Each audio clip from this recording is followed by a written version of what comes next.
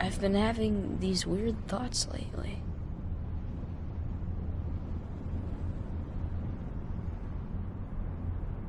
Like, is any of this for real? Or not? I don't know, Sora. I'm trying to figure out what's your best game. And also there's spoilers from now on, so be warned. I wouldn't be here if it wasn't for Kingdom Hearts 2, but I would be here if it wasn't for Sora never visiting Springfield. Disney owns everything after all. It's a hell of an achievement for a crossover, especially a Disney Square Enix game. And of course, with any sequel, there's the true test of proving yourself beyond the stereotypical view of a follow-up or follow-down if it's a prequel or midquel. You have to please so many expectations that is inspired by the first installment, and also act as fuel to push itself to become something different. The story where the roots justify... Sold. Completely sold. First, a quick history, or just a bunch of words that sound similar to the brief past of what happened. Worlds collided and then we got Kingdom Hearts 1. While that game showed what the PS2 was capable of, it was KH2 that proved the lastability of the console, as to how far the developers can push the tech. Including new characters from each respectable IPs, but everything is aged, including the characters and gamers. And if the correlation is true, then we're experiencing Sora's puberty chapter, which is matching because of the turbulent mood. It's far more serious and darker and goes new places. Even here, Twilight Town, where it's not really Twilight. Traverse Town was a better contender for that. But isn't that kind of a moral problem? Seeming how we're not supposed to interrupt people, mess with other cultures, and interfere with other civil wars? For all we know, Sora helping one side could unbalance the prophecy of what's meant to happen in the lore, but it continues his mission to fight and unite with his bro and ho. If you remember how the last game ended, there wasn't much of a final climax or outcome.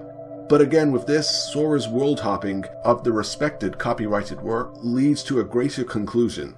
Even though there's a cocktail of explanation, with people's darkness, nobodies, people possessed by those nobodies, or the darkness being possessed by people, or all kinds of confusing stuff. Including Organization 13, but at least you have the likes of Christopher Lee explaining it to you, so it has more weight to it. First, let's go over the new stuff, and the new stuff connected to the old stuff. Expanding into new territory to meet old and new friends, without them asking a single mind-blowing question about where you came from and where you're going. Ever since the first game came out, players and non-players, spectators let's say, were thinking whatever worlds could they explore. And because back in the day, the true bosses of these developers were the fans, we had a large variety to pick from. The idea of there being a Pirates of the Caribbean world kind of broke new ground because it was showing realistic and cartoonish things together. If an anime cartoon boy can live on the same screen as Johnny Depp, maybe the world can all live together too. So the idea of having Toontown as the next stop on Sora's map might not be so loony after all.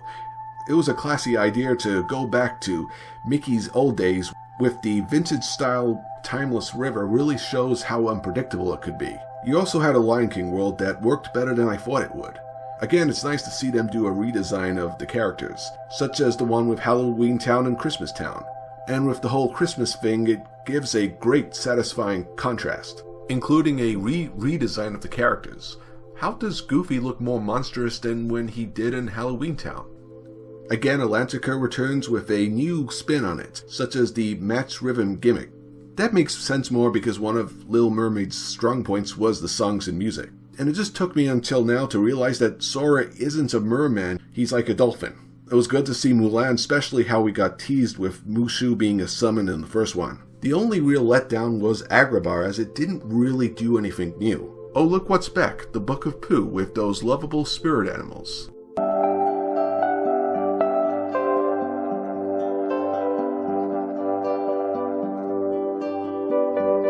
Again, it's fantastic to see the actors reprising their roles and recreating the roles that couldn't be reprised. And also, there's new Final Fantasy characters. Where were you on that, Kingdom Hearts Free? There's new summons such as Chicken Little. It's great to see this little guy actually saving your ass here. The Gummy Ship segments are more fun. They hit the sweet spot of a arcade classic. But let's talk about Organization 13, and this is when things really got off the chain, so to speak. It's those dark cloak guys who you feel that were brought in to needlessly make the story more complicated, which you didn't feel was really needed because the plot drove the characters a lot better. At least they make good boss fights. One great benefit is the combat system.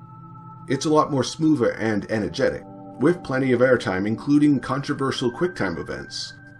It's a risk, alright, but it's a risk in the right way. This is when they really perfected the camera view. It doesn't feel like the cameraman is breathing down your neck every second. You can clearly see the threat and the reward, such as the overabundance of chests in each level, to the point where you're probably going to catch the mysterious figure that keeps leaving them. It also works for the beefed up enemy count you can see on screen at once. And hey, look who's back, the Jesus of the universe, Mickey. And it's great to see him play a vital role that isn't bound to a cutscene. But he's not in it that much. They know just how much to use him. He's kind of like the G-Man or G-Mouse. He's on his own path, but he's still kind of looking out for you, ready to tag in when things get bad.